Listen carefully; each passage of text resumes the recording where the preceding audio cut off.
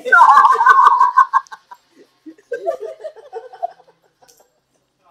special guest. We call a lollipop queen.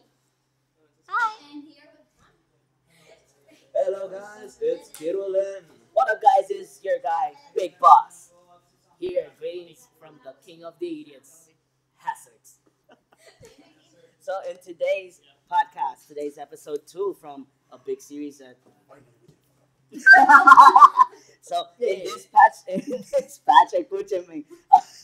In this podcast we're gonna be talking about LCS that happened this week in the finals from EU and NA, and we're gonna be talking about this brand new patch that is coming out live tomorrow, 6.8. So Hazard, Yes. I'm gonna give a brief summary. G2G and OG were fighting They were for battling. the finals of EU LCS. So I'm gonna say something. We're only gonna talk about game 1, and then I'm gonna give a brief summary of what happened at the end. So G2G, oh my bad. In picks and bans, OG, they picked top lane Zoas, picked Echo. Jungle was amazing with Kindred. Mid laner power of Evo was Oriana. AD carry Sven was Ezreal. Support Smithy was Trundle. Their bans were Zed, Ryze, and Nidalee. Well, for G2G, the champions they picked was top. It was Kiki's Maokai, Jungle Trick with Graves, Mid Perks with LeBlanc, ADC Emperor picked Severe, and support Hybrid picked Braum. And their bans was Alistar, Lucian, and Azir. Okay, so guys, what do you guys think about these picks and bans? You know, normally on LCS, we've been seeing that Azir has been picked a lot in bans. Not only I think it's because of the new way his Sand Soldier's attack now, being both AD and AB, becomes a pretty strong threat. for exactly mid lane. that's one point, but they're running on the old patch 6.6. I've never had trouble fighting an Azir. All I've always been having trouble with is fighting a Zed. I completely agree with the Zed ban. Yeah, Zed is It's a one of the champion big- that is so poisonous nowadays. Doesn't matter who you use, Zed will kick your ass. Apparently. Mainly he's most picked in LCS and Yeah. That's another point.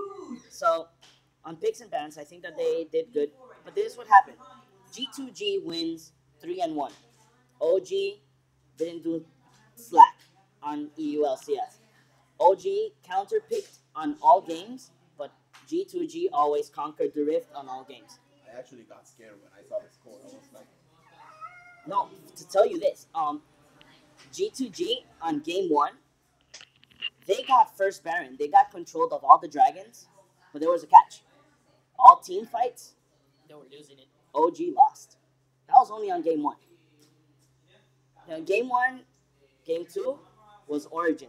They won. They had control of the rift and whatnot. But then on the other 2 games, OG got them squared. It doesn't matter. Oh my bad. G2G got them squared. 3 games to 1. You know, we cannot say nothing about that.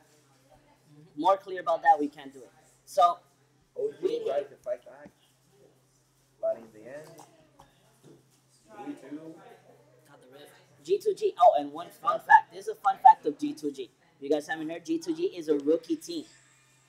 They're new. You know, they're a team that appeared out of the blue. They made it. One of their team members made it to All Stars. That was at least like around 4 months ago.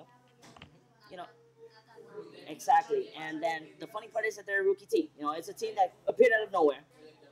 They won the EU LCS. They're going to Worlds. But before Worlds, we'll go to NA first. So in the NA LCS, we had TSM versus CLG. So, picks and bans, TSM. Should I start with TSM? I'll start with TSM because TSM is my team. Okay. Okay?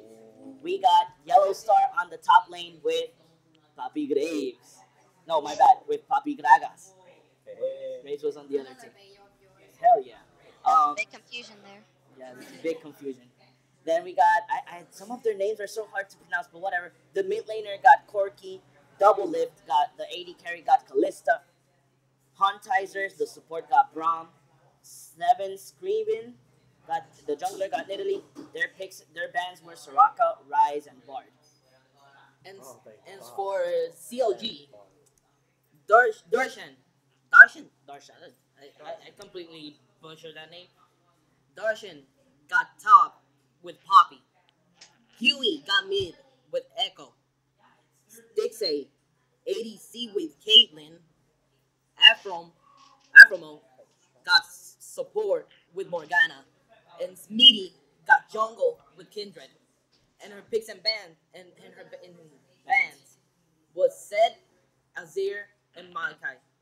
Again, Obviously. Zed and Azir again. Again. Especially said and Azir. Exactly. You see them again and again and again. Yes. Again.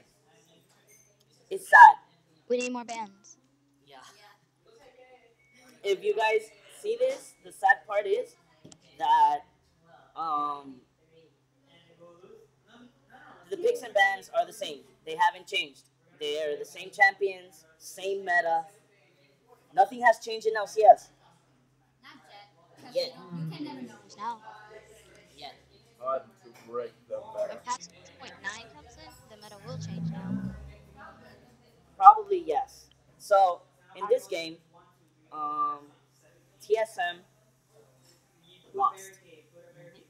The What happened, bro? There's the What happened, bro? I don't know. My money was on TSM because they're people that already had. They went to Worlds all this time. Well, I won't say that CLG hasn't made to Worlds, but everybody was going for TSM. CLG won 3-2. I was going for 3-2 or 3-1 TSM, but They gave a fight. they gave the fight. Yeah. That's the important thing. That's the They important gave thing. the fight. Sad part is that TSM made a lot of mistakes in the Rift. A lot. TSM still has to work on their team fights. That's one thing that I say they have to work on. Yeah, you need strategies for team fights. Exactly. you need to teamwork plan it. as well. Yeah, you need to plan it out before you actually enter the team fight. Or communication. Because sometimes Yeah. you don't need, the strategy can be there, but if there's no teamwork, it's not gonna work anything at all. Exactly. So out of this ending the LCS out of the way, TSM lost. Sad. CLG 3-2. I hope that in the next on May is a good day. On May, we are gonna be not giving it live. I wish it could be live, but on May, I want to make it live. It would be amazing. MSI. So whoever doesn't know this, the mid-season invitationals are on May 4th through 15th. This is the invitational that will make the teams that are still low points can make it to Worlds. Right now, the top teams, it's obvious from the LCS on both sides. CLG is with the main points on NA. Second place is TSM. On EU, I only know the EU one because that's the only one I actually was paying attention. So on EU, we got G2G first place. Second place, we got OG. Third place, we got the team, that amazing team that should get better on League, but they only are good on Counter-Strike, Fanatics.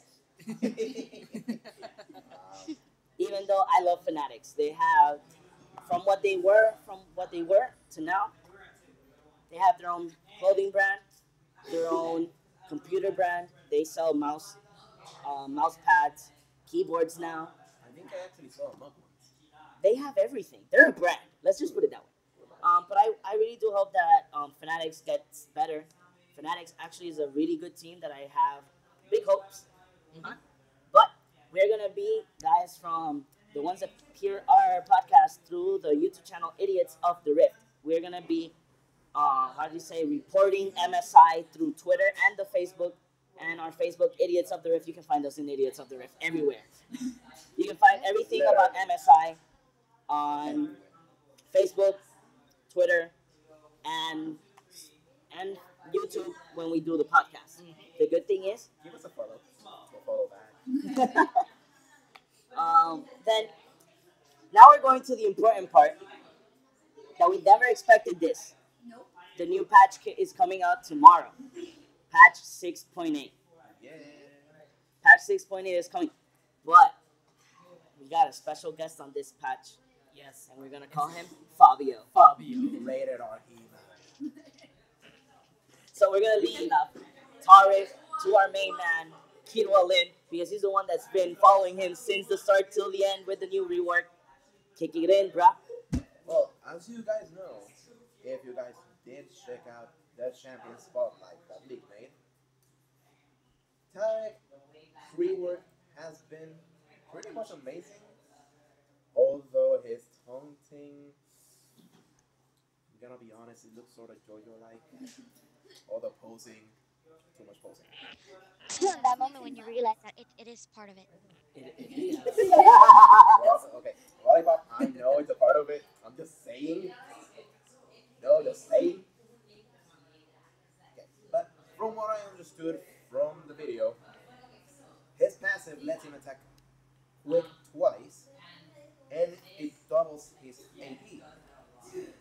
Although the most you build out of him is health, armor, and magic resist.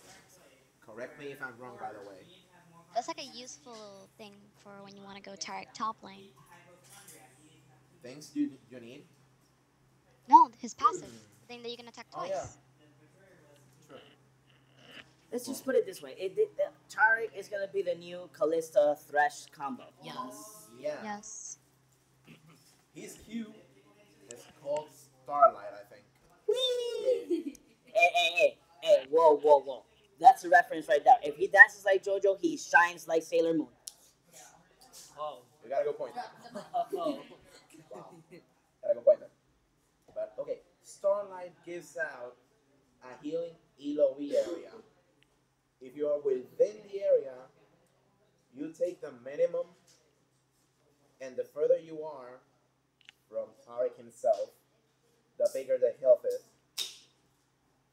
Because if you're in the lich, I think you get the maximum per level. His W, what was the name of his W? Sleep. Oh, wait, isn't that me every day? Okay, skipping the name of the W. His W is like Alista's passive. You are bounded to one teammate of your choosing. If you are far from the teammate, it'll break, but it'll reform when you get close to him or her or It's like it. you're meant to be. It was meant to be. I know. Well, his W amplifies the rest of his abilities, like the Q, E, and R. His E gives out a stun with damage, which I was actually impressed when they did that. Good work, Riot, good work. His ultimate activates first and has several seconds of cooldown while a light falls from the sky.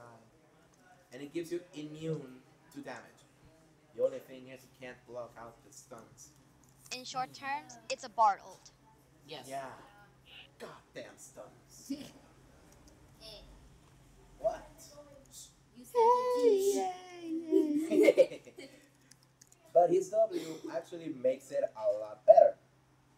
His E can do a double stun if your other teammate that you made the bond with is there with you. And his ultimate does 2 areas so that you can get immunity. You can't block out the stuns. I hate that. Me too. So, did you guys check out the new reworks of his skins? Yeah, Very fabulous. What did you guys think about them? they look. I don't know, not even what to say. They're Honestly- fabulous. Admit them. It's fabulous. Honestly, the skin I love the most of Tarek is pink Tarek.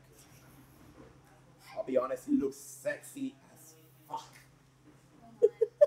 Yes, he does. He does. Well, I That's like. why he's He-Man rated R. Okay, so what are we missing from Tarek now? I don't think anything else. Everything's just covered up. Yeah, Tarek is covered up completely. So we're gonna start now with the part that we all hate. It's saying the buffing and the debuffing of our champs. I see a lot of debuffed and buffed. So we're gonna leave Echo with Lollipop Queen. Alright, so Echo. All I can say is that his W parallel conversions has 3% of target's missing health. I don't know what to say. It could be either a buff or a nerf. I don't care. It doesn't really matter on what buff or debuff he gets. People are still gonna build him tank, and he's gonna do a shit ton of damage. And it's really annoying to have a tank, the assassin, at your ass when you're playing AD carry. Okay, yeah. The thing is that we've been seeing this craziness of AP raising the AP, lowering the base damage of these champions. I think it's because we started season 6. We started season 6 with 80 carries. We're ending. We have a plot twist now in this season. Alright. So either way, continuing. Echo's E phase dive. It has been lowered. The base damage has been lowered to 40, 65, 90, and etc. etc. And his ratio has been rising up to 0.4 ability power. And since I just read up just now with the new 6.9 mages pack with new mages items and stuff like that, the mage meta is gonna be intense, and we're gonna see a ton of Echo. Yeah, A lot. we are. So we're gonna leave Galio to our main man, the That's king what I of really idiots. want to see. Oh my More God. echoes. I don't play a lot of Galio, but as I can see, now the E costs less and gives more movement speed. So this fucker is gonna fly a lot faster. He's gonna be the second Ramis. Yeah. Okay, now we're gonna go. This is a part I really don't like. This is the best thing ever. We shall see Big Boss rage quitting for the Graves nerve. Yeah. I don't like the whole point that his passive, his ratio got really nerfed by 0.7 to 0.7 and 1.0. And it doesn't scale up by levels. It maintains on those percentages. Then the bullets on their crits from 8 to 6. But there's a catch. I might have gotten the base damage lowered, but I got my crit ready. There's this new thing that they're saying, Riot just put it like very critical thinking. What? Wow. Wow. Much innovation. Yeah, so Riot goes ahead and says that his bullets in crit